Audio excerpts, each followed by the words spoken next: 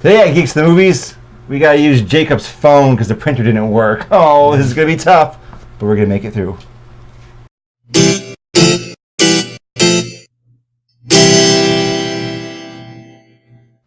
Alright, Geek fans, it's that time again. It's 4:30, it's Friday, and we're shooting at the luxurious Goodrich Studios International, and this is Geeks at the Movies. My name is Shay Goodrich, I'll be your host as always, and joining me is our illustrious lead writer, the Mr. Jacob Desitels. What's going on, guys? Our first item today is something of one of my favorite things in the world. It's Star Wars. What is it? Oh my! Item number one, Lucasfilm has released a second full trailer for the upcoming Star Wars, a Rogue One story.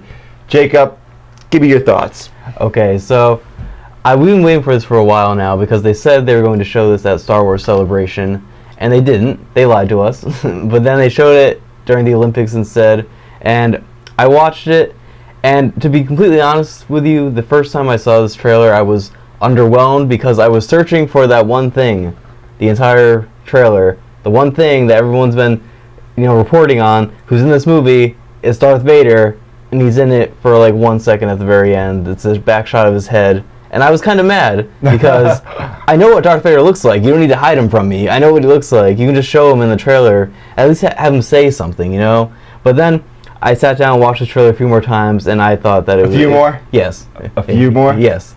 Multiple more times.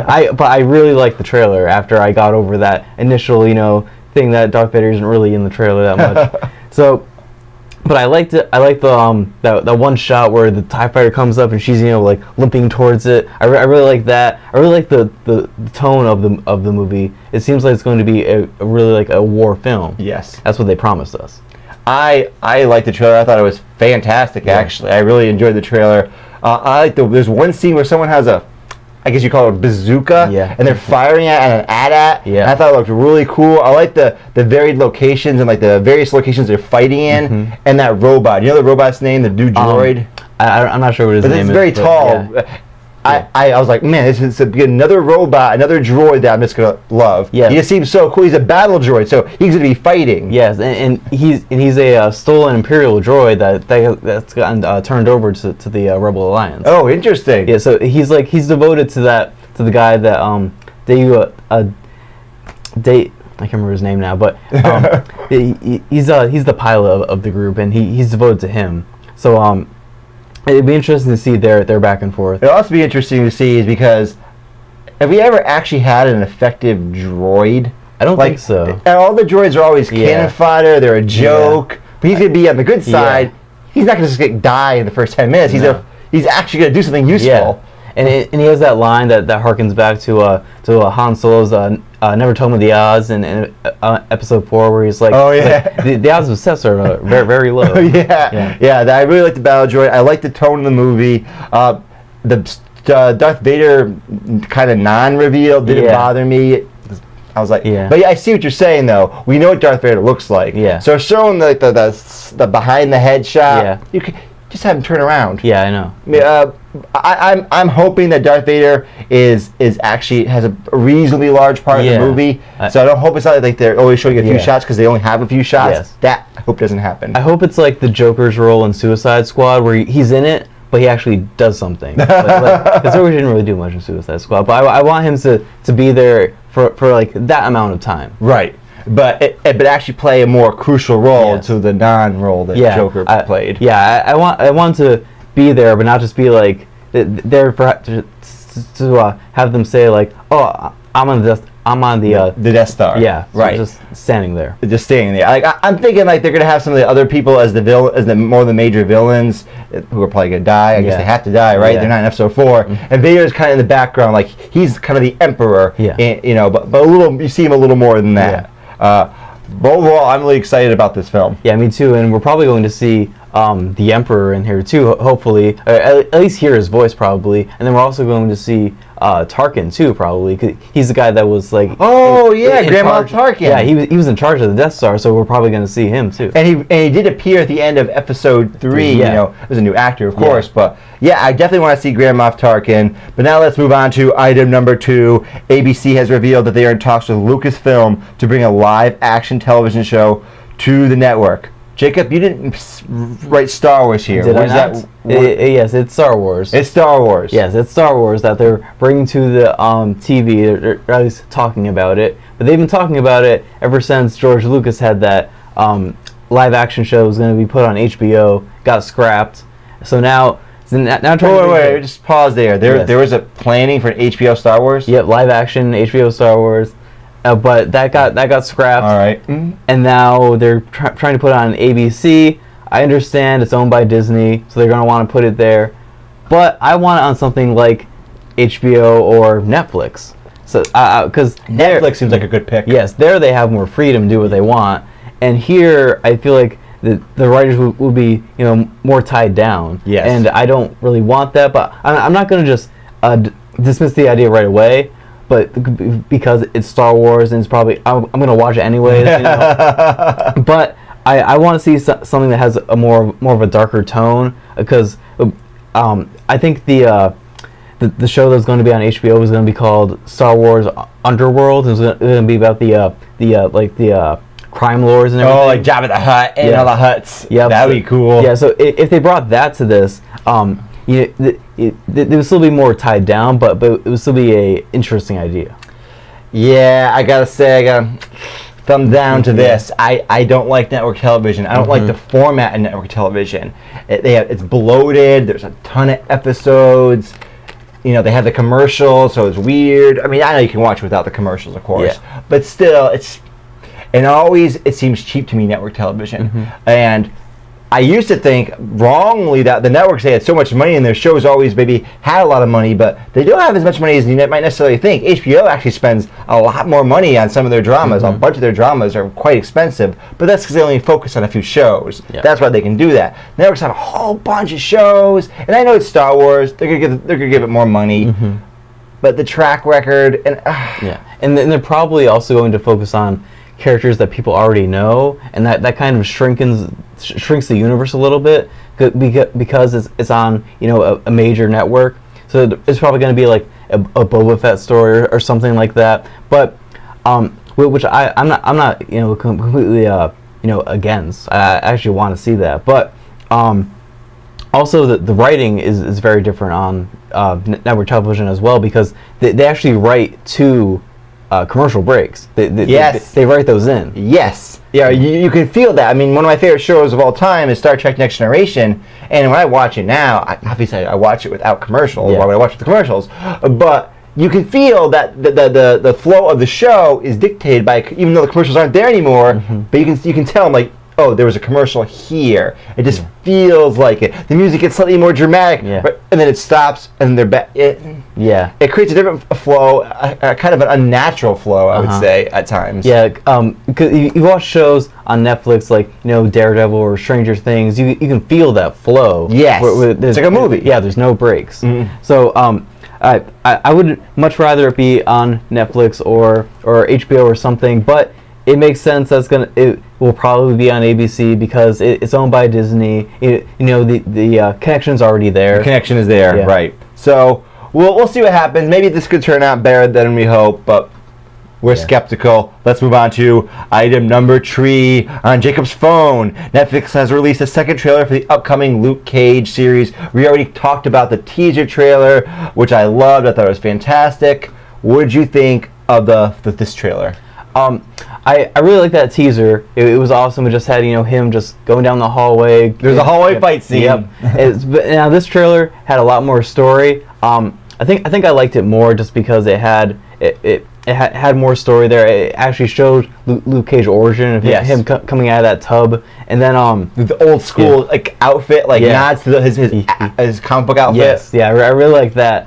So we get to see him, contemplating whether or not to become a hero or not, and we also get to see I can't remember the character's name, but Night Nurse from the Daredevil series. Oh yeah, the Rosario. So we get to see her in there, and she actually already met Luke Cage in Jessica Jones. Yeah, Jessica Jones. She saved Luke Cage's life. Yeah. By having to do that weird thing with the needle. She had to put behind the eye because she couldn't prick him. Yeah. So, then she moved to where Luke Cage lives now because it takes place in a different part of New York. It's in Harlem. Yeah, in Harlem now. So I liked all of that. I also like seeing the villain Cottonmouth. I really like that shot where it's just him talking about like he's saying like everybody wants to be king. Shows the painting behind him with the crown on his head. Yes, which is also based on a famous picture of Biggie Smalls where he's wearing the crown on the head. There's a lot of nod to like hip hop music. They got one of the people from Tribe Called Quest, writing a lot of the songs, original songs for this show. I really like the vibe of the show. It feels like they're in Harlem. He is a superhero for that environment and that community. And it's that same Netflix style. Netflix style. It's kind of like the HBO style. It takes things seriously. There can be jokes, but they're more natural. They're not as just forced in one-liners. The dialogue is good. The fight scenes are great. This trailer just made me more excited. But it also showed me that, there's probably going to be the same flaws I've seen in the other shows. It's going to be a little bloated, a little bit too long, and their budget's not that big, so this is going to be a lot of thugs Luke Cage is going to be taking out. A lot of random no-names, guys he's going to punch in the face, he's going to throw. It's going to look cool. There's going to be awesome scenes like the hallway scene where they put it together a little more, but then there's going to be those other kind of throwaway scenes where like, we got to do something real quick. Just get a couple guys in a room and you knock them out. Right? But overall, I'm really excited. Yeah, I'm hoping that this is also going to have a little bit of a social commentary to it because it's the fact that there's this guy. He's a black man in a black community. Yes. So I want to see that put into the show as well. And I gotta say they in the trailer they don't shy away from that at all. No. I mean they're in the black community. Most of the actors you see in the trailer are black. Yeah. They're playing black music. I mean there's no like let's just make this. Let's just do it halfway. Yeah. I hate that. No, don't do it halfway. Go all the way. Show it how it actually is. It's so stupid when they dial back. There's no whitewashing here. Nope. It's like, no, we're in Harlem, and we're going to show you Harlem, and it's going to be problems with us, and our superhero. It's not going to be the great white savior coming. No, it's our superhero is coming. So I really do like all those aspects are terrific. I'm really excited to see it. I just love the Netflix shows in general are just awesome. Yes. But now let's move on to item number 4. Just a month into shooting, Avengers actor Mark Ruffalo has stated that he's already done shooting his scenes as the Hulk and Bruce Banner in the upcoming Thor Ragnarok. Quick question: you write Hulk and Bruce Banner. Does that mean he does the motion capture? I think so. Yeah, I think he does the motion capture because they posted pictures of him with the dots on his face. Oh, okay. So I'm pretty sure at least. So with that. It just shows that he has a pretty small role in the film, and I kind of expected that, but also that kind of gives me a different sense of the movie. After they said it's going to be like a cosmic road trip movie. Is it really going to be like that now? Yeah, how could it be if he's done shooting? I know. My one question though is, the Hulk is a lot of special effects. Yes. So there's probably a number of scenes where I'm not even sure if you would use a motion capture kind of setup for it. If you're an artist doing it when the Hulk's flying around, I'm not sure. But you're right. It doesn't seem like, to me, it can't be that buddy cop film. It doesn't seem, how could it be that if his Bruce Banner's already done shooting? Yeah. They showed a shot of the Hulk's armor that he's going to wear in the film. So cool. Armor. So I think his main part in this movie is going to be the kind of Planet Hulk gladiator match. Why does Hulk need armor? Thing. I don't know. he just to look cool. He's invincible, basically. He has a helmet now and some kind of like arm sleeve thing. But it just makes him look cool. Yeah, I'll go with it. Yeah. So I think that's going to be the main part of his role in this movie. I also saw this the leaked footage from Comic-Con of that they showed this movie, and it focused on the Hulk. And if you don't want to know anything about this movie, then just pause or block your ears, fast forward, whatever. But in this, he I can hear you. Okay, he's it's just Bruce Banner like standing in this forest. He's obviously, he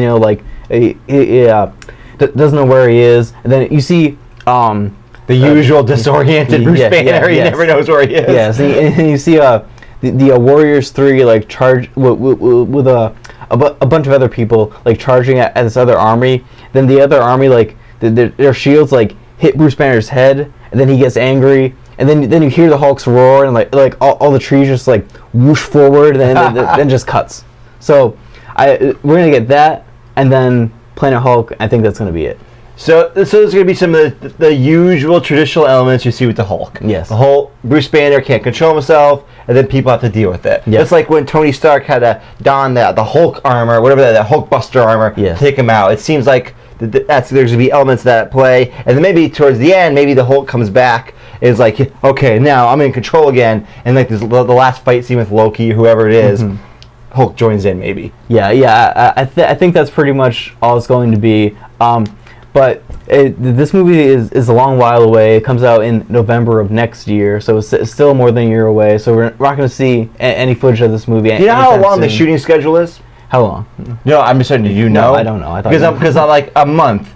Yeah. How long are these shooting schedules? Are they 6 months? Like, it's probably usually around 3 to 4. Okay, so that's. You can film a fair amount. Yeah. So he still have a pretty decent role in the movie. And they probably just wanted to get all of his stuff done all at once. That's true. Yeah. So that's probably it. But I'm sure that he has like probably I would say 4 to 5 scenes in the movie overall, and then that's probably a pretty good amount too. Okay. Well, we'll find out. The first 2 Thor movies have mixed reviews, but I like them both. They weren't perfect, but I like them both. I'm excited about the third one, and I definitely want to see Hulk smash, because it's awesome. Let's move on to item number 5 on the Jacob's phone. Back in the world of Star Wars, the young Han Solo movie is now looking to fill roles for a non-white female lead and a young Lando Calrissian, who did not appear in Episode 7. Nope, and he might appear in Episode 8, but we don't know yet. So I'm not really following the Han Solo movie, I'm not really following it. Tell me about this. All right, well, they got a currently unknown actor named Alden Ehrenreich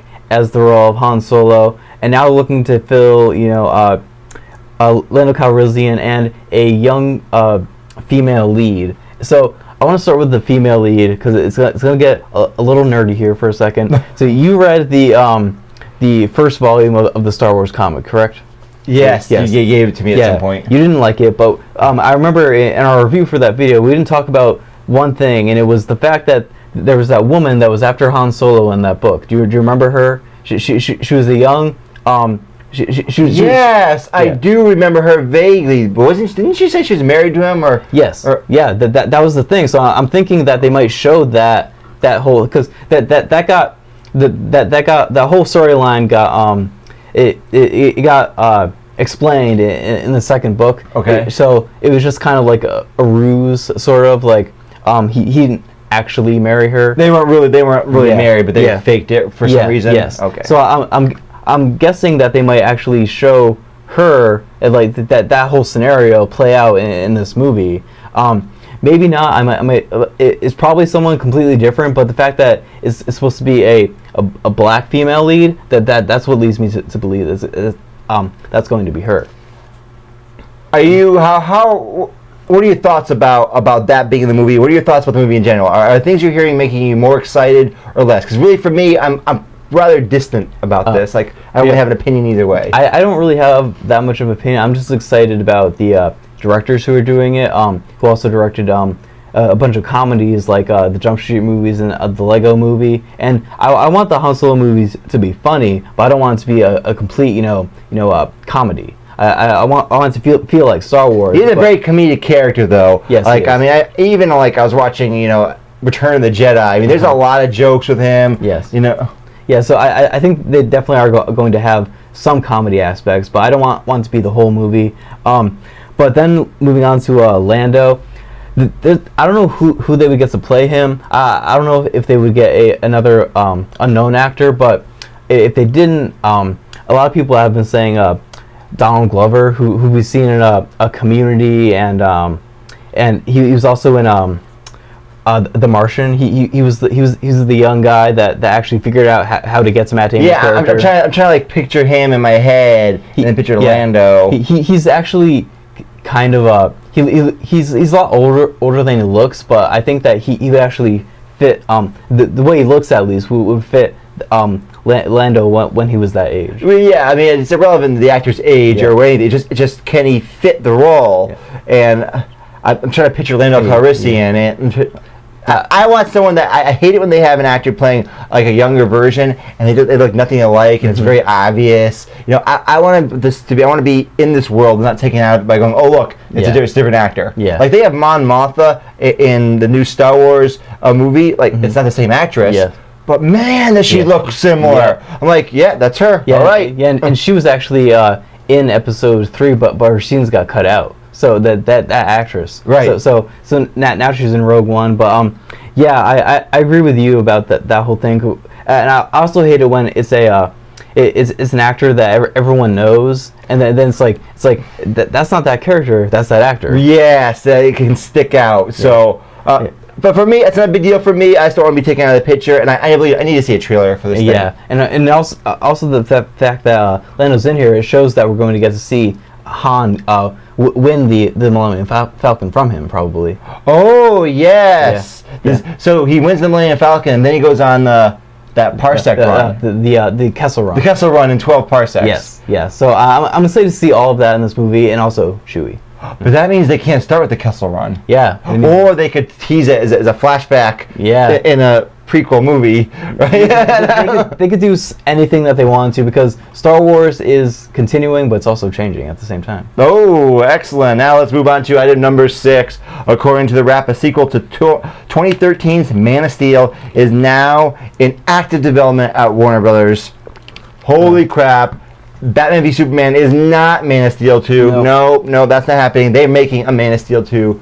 Yeah. Jacob, you like the Man of Steel 2. I like the Man of Steel 2. What do you think about this news? Well, yeah, the first movie was amazing. That was a movie that kickstarted the DC universe, and it's the best one that we've gotten so far. But for that, I'm excited for Man of Steel 2, but they haven't said anything about like who's going to direct it. It's probably not going to be Zack Snyder, but it could be. I liked the news that it was a rumor going around for a while that George Miller, director of all the Mad Max movies, was going to direct it, but I think that got disproved. Yeah, I'm not sure, but may have. Yeah, so whoever gets to direct it, I hope it's someone that knows how to direct the intense action like we got in the first Man of Steel movie, and also knows how to be true to the character as well, because in Batman v Superman we didn't really get Superman as the character that everyone knows that he is. I think we got more of that. By the way, I'm discounting the theatrical version. Yes. If you saw the extended cut, yes, we saw more of Superman being Superman and Clark Kent being Clark Kent. Yeah. Right. So we actually got to see Clark Kent being a reporter in that movie. Yeah. So because in the theatrical version, I don't know what he's doing. He's not being a reporter. I don't know what he's doing. In Batman v Superman, I think they were trying to get in as much Batman as they could. So now that they can just focus on Superman, and I want to see all of that, but they're probably going to have a lot of cameos in the movie. I don't see how they cannot. Yeah. And here's the thing with Superman. The kind of threats Superman properly deals with are like world-ending threats because he's so powerful. But at that point, it's like, well, why aren't other people helping him out? One thing they could do, though, is that they could have him go off-planet. Yes. And they have him fight someone like Brainiac or some kind of alien force. That's true. Yeah, I think Brainiac makes the most sense, but they might also do Lex Luthor again. I'm not sure. But they're going to have a portion of it on Earth, at least. And also, if they're doing the Man of Steel solo movie, and they do, it's going to be hard, but they do not make it as world-ending or involving so many characters. I want Superman's part of his battle to be the moral dilemma, right? Where he has to make choices. I don't want them to. I hate when they undermine characters. Like they've established Superman so far as a total bad. The guy is a god. I mean, he's ridiculous. What we've seen in Man of Steel and Batman v Superman, he's incredibly powerful. So I don't want him. And I hate when they keep just upping the power scale. So then it's like, oh well, now we have first there's other Kryptonians, then there's Doomsday, the mutant Kryptonian, and now there's this other weird thing, also Kryptonian, maybe kind of used to be a threat to Krypton. Like Krypton's ancient enemies have come back. Only Superman can, I want there to be a moral dilemma where it's like, oh, there's these different players at hand, and I could defeat them if I wanted to, but then this bad thing happens, or this bad thing happens. Like a little more complex, but really, I love the first movie, and I look forward to the second one. The only thing I worry about is this kind of tilt, this direction change that DCU might be taking. Yeah. Suicide Squad, there's more laughs. They did a re-edit. The Justice League trailer, it's all laughs. I like the Zack Snyder movies. Yeah. They work for me, and I don't want to go in that direction. So that's the thing I worry about. Zack Snyder. I mean, people are hating on Zack Snyder, but after I saw Batman v Superman Extended Edition and Man of Steel, I'm like, no, I like this. This is what I like. And I understand that people want something different, and you can add some more levity, but I still want more of that kind of tone. Yeah. And this change-up, which maybe it's not a big change-up. Maybe we only saw the jokes for Justice League trailer. And the Suicide Squad, we know there's 2 different edits. Yeah. But I just want to keep it a little more serious, a little more epic Hans Zimmer and dark, and oh my God. Yeah. Except that Hans Zimmer said that he's going to be retiring from doing superhero movies because after Batman v Superman. But aside from that, you just crushed me. I know, I did. I just crushed all your dreams. You did. But I don't mind the change in tone in the other films, but in the Man of Steel movie, I actually want it to be more serious and toned down because that fit in Man of Steel. I want to see also the like a lot of the stuff that showed him growing up actually made the character human. Yes. And that's what I want to see in this too. I want to see moral human dilemma in the movie. You want to see his 2 fathers back? I do. I want to see because we got Kevin Costner. Yeah, we got Kevin Costner again, so I want to see Kurt Russell again too. No, not Kurt Russell. Not Kurt Russell. Oh my God, I'm forgetting his name now. Now I can't remember his name. The Australian actor. Yes. we should have stuck with his 2 fathers. Yes. Yeah. Well, I want to see both of them back again because they both did a great job in the first Man of Steel movie. So I want to see them again in Man of Steel. I want to see more of some of the Kryptonian technology. I mean, did he completely lose his base and all his Kryptonian stuff? Because I like those scenes where he was in the ship and had all the cool Kryptonian effects. Everything like their version of video was like weird. It was like 3D. Yeah. It was gray. Russell Crowe. Yeah, Russell Crowe. I want to see more of that. Maybe I want to know something about like Krypton. Maybe he learned something new or. We'll see. We'll see what happens. I'm excited because I'm excited about this version of Superman. I've hated all the other ones. This one I like. We'll see what happens. But now let's move on to that part of the show I like to call Geek Talk.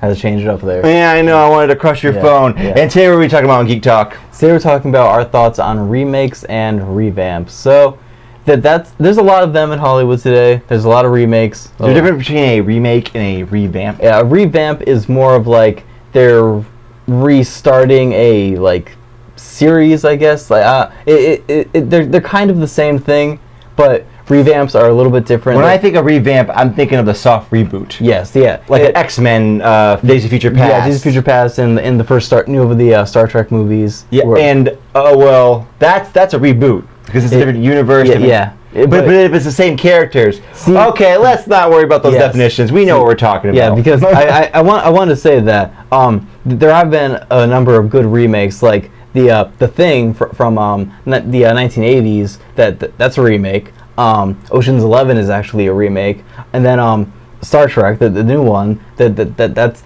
a soft reboot from the original series. So I like all of those movies, but then there's been a number of horrible, awful, terrible remakes, like Fantastic Four. Yeah, all of the because remember, actually the Fantastic Four movie from the mid 2000s actually a remake from the 1990s version of Fantastic Four that never got released. But there's been a lot of really bad ones, and then there's been some mediocre ones like the Amazing Spider-Man that was okay. The Amazing Spider-Man 2. It's all right. Oh no, not okay at all. No, not Amazing Spider-Man 2. But when it comes to remakes and revamps, what are your feelings and thoughts about? I don't have like a strong negative attitude to the idea they're making a movie. Like I've watched online some other shows, and people will go, "Oh, can you stop with the remakes? Can you stop with the reboots? That's all we get today." Right? Yeah, that's all we get today. It doesn't bother me. What I want is a good movie. So, here's a couple of remakes I thought of that I was excited about and then I was disappointed in. Godzilla.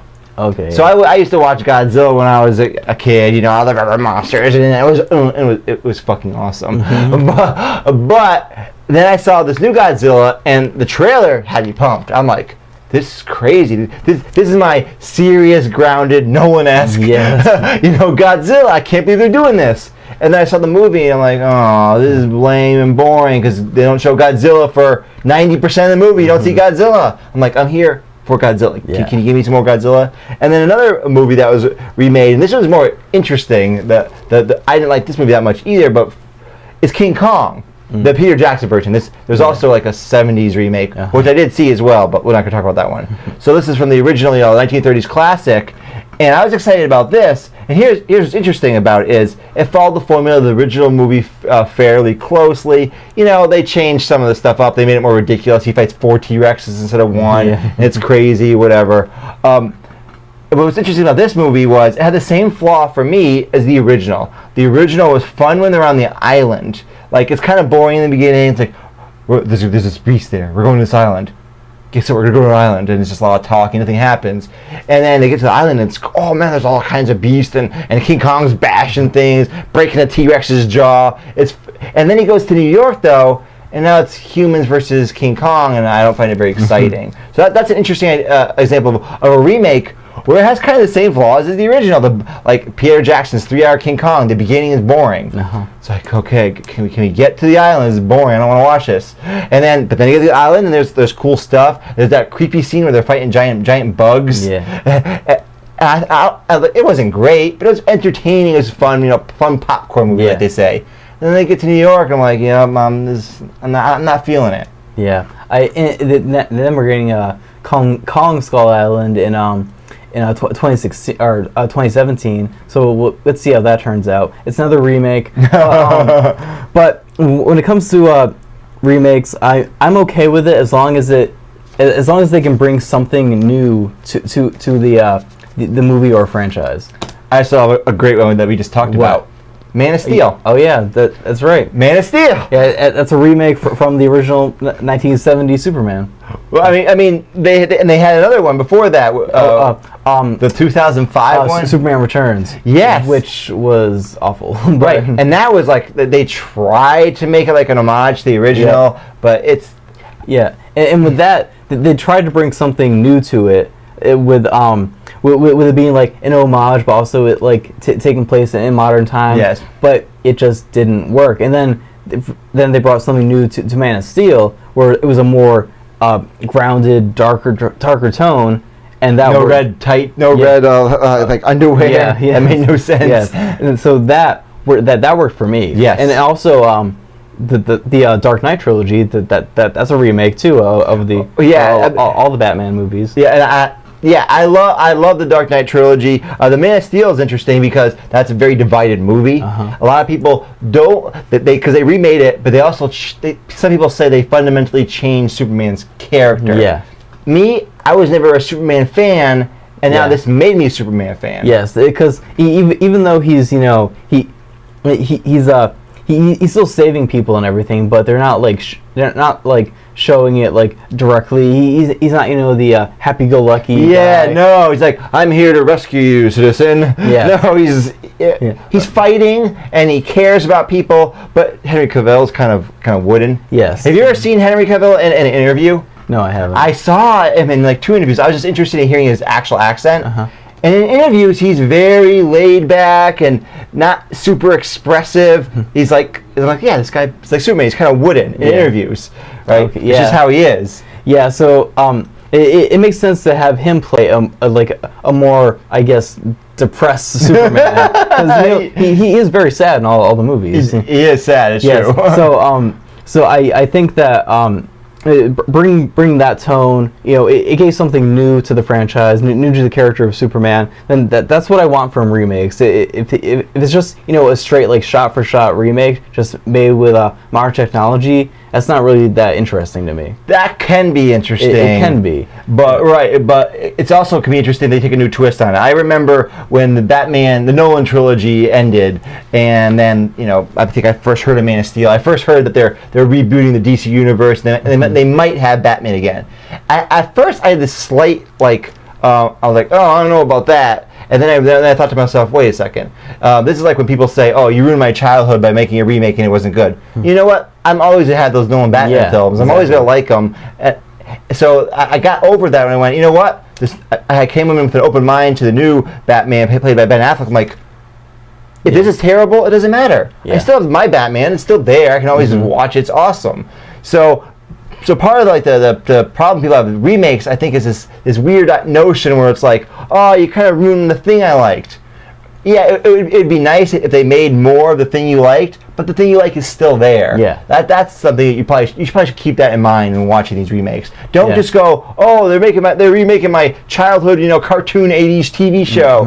Oh, it's terrible. Oh, you still have your 80s cartoon TV. You still have that. You still have your original. If you like Christopher Reeve and his, hey, I'm here to save you, citizen. If you like that take, go watch Superman. It's still there. Yeah, there's at least 2 good movies with Christopher Reeve, so you can go watch both of them.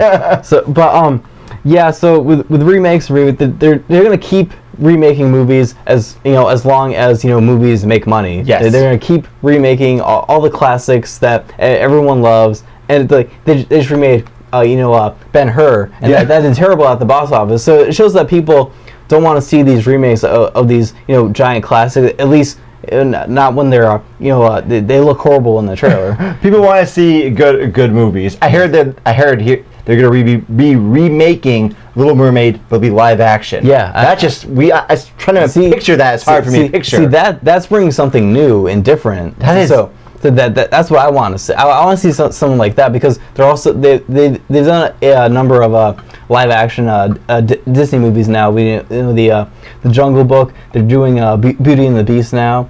So and now the Little Mermaid.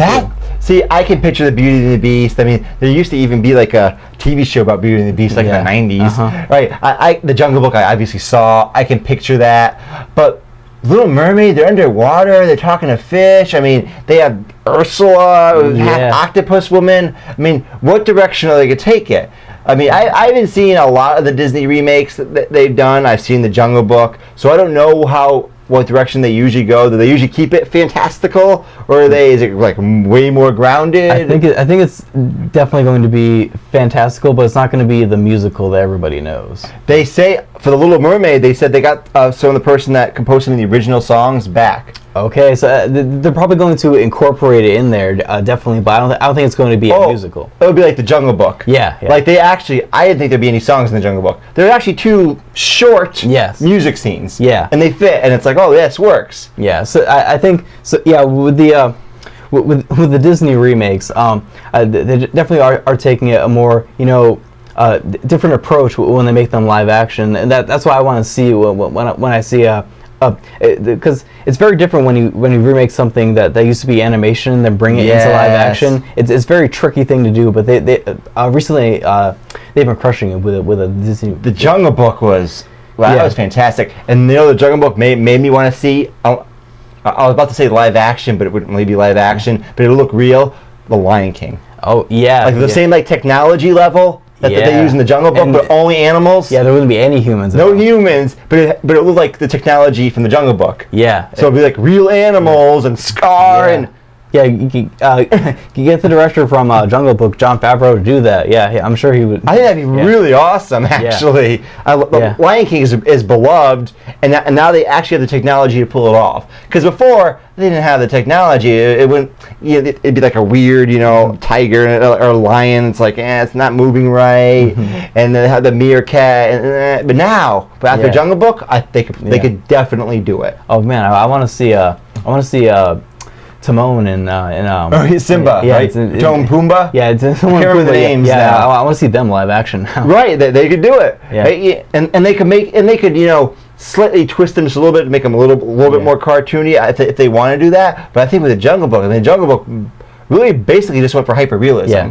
I mean, really, they're just amazing looking, the animals. Yeah. And they could still get Billy Crystal to voice Timon, too. Yes, that's awesome. Remake the Lion King. That would be mega. People love the animals. You made mega bucks probably on the Jungle Book, the Lion King. Yeah. Sorry, you made mega bucks. Do a remake. So at the end of this long segment, we're saying remake the Lion King. Yes, remake the Lion King. Remake everything as long as you can bring it something new and different to the movie. And don't hire some director that doesn't know what he's doing. Yes. Hire a seasoned person. Have a proper vision in mind. Don't do it lazy. Don't do the cash grab. Yeah, don't do it just to make money. And all movies are made to make money, but don't do it just to do that. Yeah, don't do it just to do it. You can make money and have it be good. That will make you more money a lot of the time. Yes, even with shown when they go to the box office, when they go to the movies, they pay to see good movies. Except for Transformers 4. Yes, I was just about to say that. Except for Transformers, but otherwise the principle holds more or less. Yes. Anyways, Cobb, it looks like now we've reached the end of the show. Let's toss this. My name is Shane Gurich. Oh, wait, I didn't tell you this. Where can they get us at? They can get us on our YouTube channel at Geeks at the Movies, and we have tons of exclusive content. You can find us on our Facebook page at Geeks at the Movies and on Twitter at Geeks at the Movie. Drop the S. The phone was off, so I couldn't see the last line. So that's what I'm blaming on your phone. It's all Cobb's fault. Right. You can also email us at geeksofthemovies.ct@gmail.com. We want to hear from you. Write in the comments below. Click that like button. Subscribe. Tell us wherever you want to tell us. Thank you, whoever commented the other day about saying how awesome we were. Mm-hmm. Someone was very pleased about some video that they saw. They're like, oh, I've been watching you guys. You guys are getting good. So I forgot your name. I can't remember, but thank you. Anyways, I'm Shane Gurich. This is Jacob Does Hills. And we've been Geeks at the Movies. Let it shine.